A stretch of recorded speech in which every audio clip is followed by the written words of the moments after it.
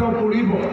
শ্ৰদ্ধা ৰাইজ, আমাৰ চৰকাৰ অহাৰ পিছত শিক্ষা দীক্ষাৰ ক্ষেত্ৰত আমি আটাইতকৈ গুৰুত্ব দিছিলোঁ।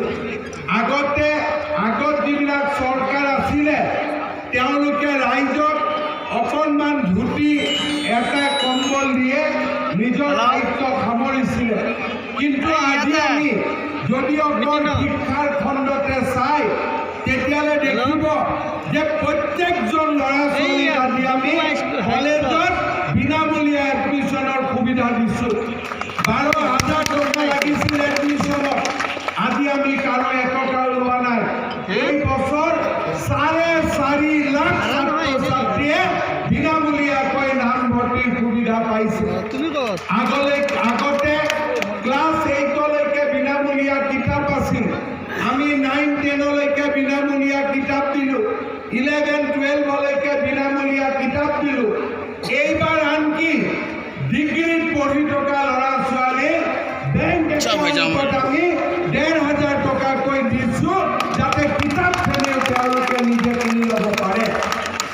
ছোৱালীক আমি হায়াৰ ছেকেণ্ডেৰী পাছ কৰাৰ পিছত ফাৰ্ষ্ট ডিভিজন পোৱা ছোৱালীসকলক আমি স্কুটি দিছোঁ।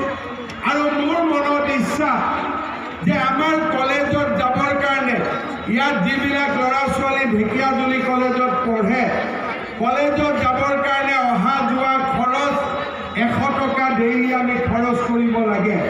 দেউতাক মাকে টকাটো ক'ৰ পৰা পাব?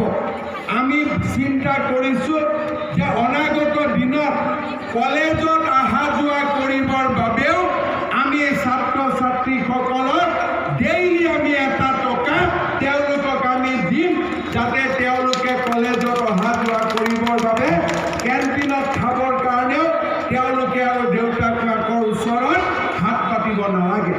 শ্ৰদ্ধা ৰাইজ, আমি এই ধৰণে অসমৰ চাৰিওফালে যাতে দুখীয়া মানুহে শিক্ষাৰ অধিকাৰ পাব পাৰে, দুখীয়া মানুহে শিক্ষাৰ জৰিয়তে নিজৰ জ্ঞান আৰু প্ৰজ্ঞাৰ ৰাস্তাৰে গৈ নিজৰ পৰিয়াল আৰু সমাজক সেৱা কৰিব পাৰে, তাৰ বাবে আমি ব্যৱস্থা হাতত লৈছোঁ। আজি মই বিশ্বাস কৰোঁ এই বৰচলাত চন্দ্ৰনাথ শৰ্মা ডাঙৰীয়াৰ সোঁৱৰণত আমি যিখন কলেজৰ কাম আৰম্ভ কৰিলোঁ, সেই কলেজখনে এই অঞ্চলৰ বিশেষকৈ বৰচলা ৰাইজক উপকৃত কৰিব। মই আপোনালোকক প্ৰতিশ্ৰুতি দিছোঁ যে 18 মাহৰ ভিতৰত এই কলেজৰ নিৰ্মাণ আমি সম্পূৰ্ণ কৰি যাতে আপোনালোকে এডমিশ্যন ল'ব পাৰে তাৰ বাবে আমি ব্যৱস্থা কৰি দিম। মই আজিৰ সভাত বহু দীঘলীয়াকৈ নকওঁ, আপোনালোকে 2টা বজাৰ পৰা বহি আছে, ৰাতিপুৱাৰ পৰা 11টা বজাৰ পৰা বহি আছে। আজি ৰাতিপুৱা মই বিহগুৰিত 16 কিলোমিটাৰ ৰাস্তা আমি চাইকেলেৰে চলাই ৰাইজৰ আশীৰ্বাদ বুটলিলোঁ। কেতিয়াবা ইয়াতো চলাব লাগিব নেকি? ইলেকশ্যনৰ সময়ত চেষ্টা কৰিম ইয়াতো আমি ৰাইজৰ মাজত একদিন আহিবৰ কাৰণে। ঠিক আছে নহয়? আমাক আশীৰ্বাদ দিব যাতে এনেকুৱা ভাল ভাল কামবিলাক আমি কৰি থাকিব পাৰোঁ, সদায় ৰাইজৰ মৰম লাভ কৰিব পাৰোঁ।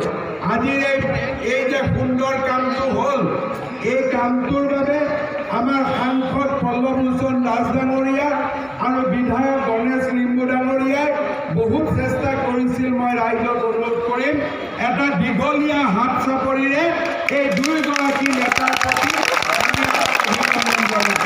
পুনৰ এবাৰ আপোনালোকক মই ধন্যবাদ জনাইছোঁ আৰু মোৰ লগত একেলগে ক'ব, ভাৰত মাতা কি জয়, ভাৰত মাতা কি জয়, ভাৰত মাতা কি জয়, বন্দে মাতৰম, বন্দে মাতৰম, বন্দে মাতৰম। বহুত বহুত ধন্যবাদ।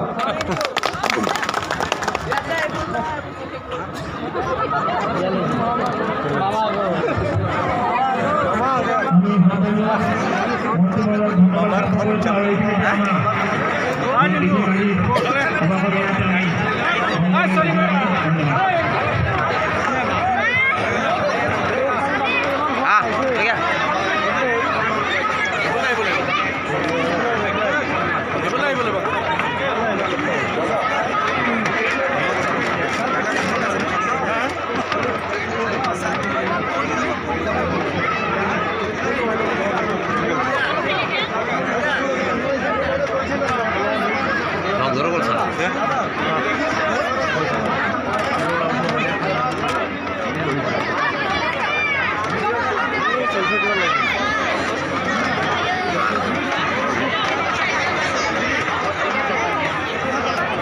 আমি উঠি যাঙা বল বল